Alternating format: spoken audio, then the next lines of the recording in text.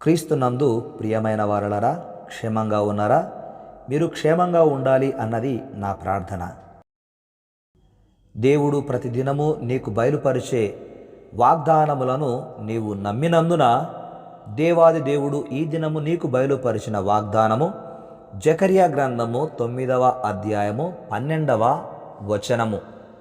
బంధకములలో పడి ఉండియు నిరీక్షణ గల వారలారా, మీ కోటను మరలా ప్రవేశించుడి, రెండంతలుగా మీకు మేలు చేసేదనని నేడు నేను మీకు తెలియజేయుచున్నాను.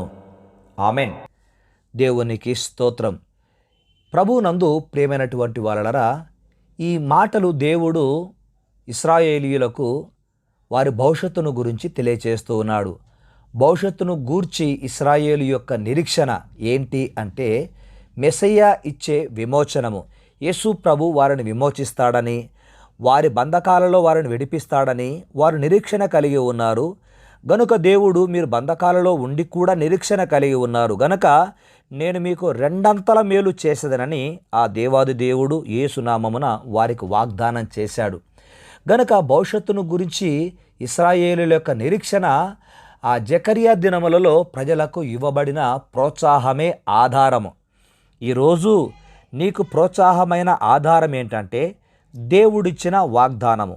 ఈ దినము వాగ్దానము, నీవు నిరీక్షణ కలిగి ఉన్నందున నేను నీకు రెండంతలుగా మేలు చేసేదనని ఆ దేవాది దేవుడు యేసునామమున నిన్ను ప్రోత్సహిస్తూ ఈ వాగ్దానము నీకు ఆధారం చేశాడు. గనుక రెండంతల మేలు అను మాటలు ఇశ్రాయేలు వారి చరిత్రలో ఎన్నడూ ఎరుగని దీవెనలను వారు పొందబోతున్నారు అని దేవుడు తెలియచేశాడు.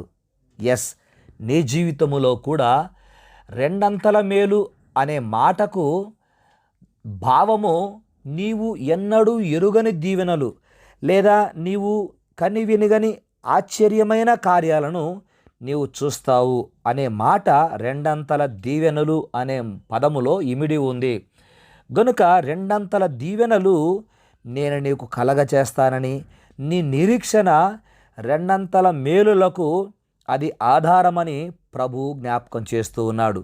గనుక నీ యొక్క నిరీక్షణలో నుండి నీవు తొలగిపోకుండా దేవుడు నీకు రెండంతల మేలు చేస్తానని చేసిన వాగ్దానాన్ని నీవు పట్టుకొని ప్రభు సన్నిధిలో నువ్వు ప్రార్థిస్తూ ఉన్నప్పుడు ఆ ప్రభువు నాడు తన ప్రజలైన ఇశ్రాయేలీయులకు చేసిన ఆ వాగ్దానము నేడు నీ జీవితంలో నెరవేరబోతోంది. గనుక క్రీస్తునందు నా ప్రియ కుమారుడా, కుమార్తె, దేవుడు నీ జీవితంలో రెండంతల మేలు చేసినప్పుడు 3 కార్యాలు జరుగుతాయి. 1, దేవునికి మహిమ కలుగుతుంది. దేవునికి మహిమ కలుగుతోంది. 2వదిగా నీ జీవితం ద్వారా సాక్ష్యము బయట వినపడుతుంది. నీ జీవితము ద్వారా సాక్ష్యం బయట వినపడుతుంది. 3వది, నీ జీవితములో దేవుడు చేసిన రెండంతల మేలును బట్టి అనేకులు ప్రభువును నమ్ముకుంటారు. నీ జీవితంలో దేవుడు చేసిన రెండంతల మేలును బట్టి అనేకులు ప్రభువును నమ్ముకోవడానికి వీలు కలుగుతోంది.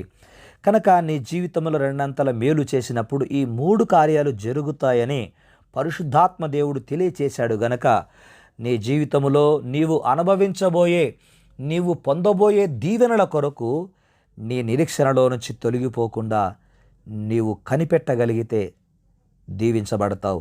పొలములో రైతు విత్తనము వేసి విలువైన పంట కొరకు ఎదురు చూచినట్లుగా దేవుడు రెండంతల మేలు చేస్తాను నీవు నిరీక్షణ కలిగి ఉన్నందుకు అన్నాడు. గనక నీ నిరీక్షణ ద్వారా నీవు పొందబోయేటటువంటి రెండంతల మేలును బట్టి దేవుని నామానికి మహిమను చెల్లిస్తూ ఆ మేలుల ద్వారా, ఆ రెండంతల ఆశీర్వాదముల ద్వారా నీ జీవితములో కృప యేసునామమున విస్తరించునుగాక.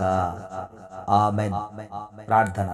పరిశుద్ధుడువైన మా తండ్రి, నాడు జకర్యా ప్రవక్త గారి ద్వారా మీరు వ్రాయించిన మాట, రెండంతలుగా మీకు మేలు చేసేదనని నేడు నేను మీకు తెలియజేయుచున్నానని చెప్పిన మాట నేడు మా ప్రియులు, మీ ఆత్మీయ బిడ్డలు నాయన, యేసు రక్తంలో కడగబడిన మీ బిడ్డలు నాయన, వారు మీ యొక్క వాగ్దానముల కొరకు నిరీక్షణ కలిగి ఉన్నందున వారి జీవితంలో నేడు అనే మీ మాటను బట్టి మీకు వందనాలు చెల్లిస్తూ వారి జీవితంలో నేడు మీరు చేయబోతున్నటువంటి మేలులకై, దీవెనలకై, రెండంతల ఆశీర్వాదములకై స్తోత్రాలు, కృతజ్ఞతలు చెల్లిస్తూ ఈ రెండంతల ఆశీర్వాదాలు, రెండంతల మేలులు వారును వారి కుటుంబములో ఉన్న బిడ్డలు అనుభవిస్తూ ఉండగా మీ నామమునకే మహిమ కలుగునుగాక. యేసు క్రీస్తు నామమున నాయన మేము చేసిన ఈ ప్రార్థన మనవులు మీరు ఆలకించారు. అవసరము ఏదైతే నీ బిడ్డలకు ఉన్నదో అవసరములు తీరుస్తూ రెండంతల మేలులు చేస్తానని చేసిన వాగ్దానము యేసు క్రీస్తు నామమున నెరవేరునుగాక. యేసు పేరట ప్రార్థించి పొంది ఉన్నాము తండ్రి. ఆమెన్.